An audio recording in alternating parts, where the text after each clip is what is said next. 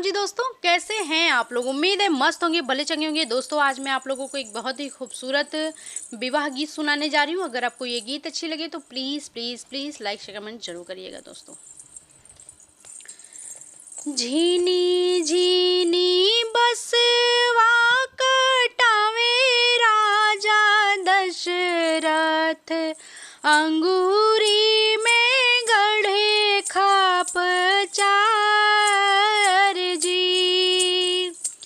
अंगूरी दरदिया से गिरे राजा दशरथ, के पड़ेला पुकार जी।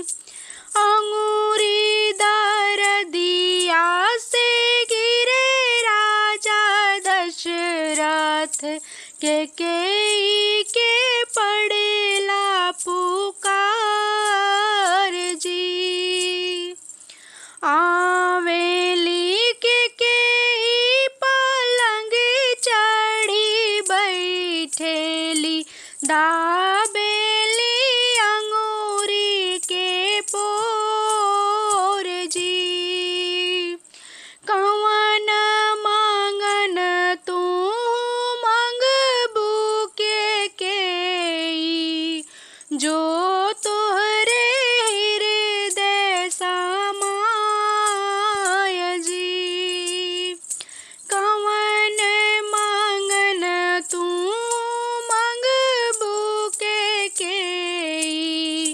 जो तोहरे हृदय समाय जी।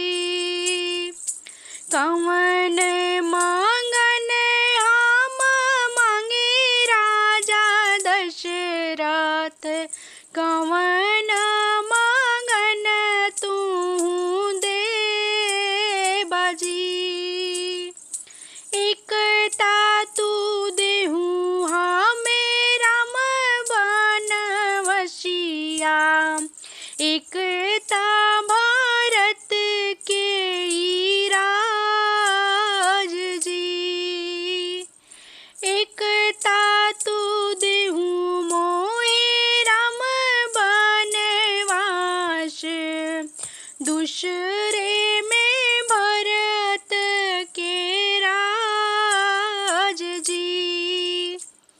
सगरो अयोध्या में राम दुलरुआ, कैसे के देई बनवास जी।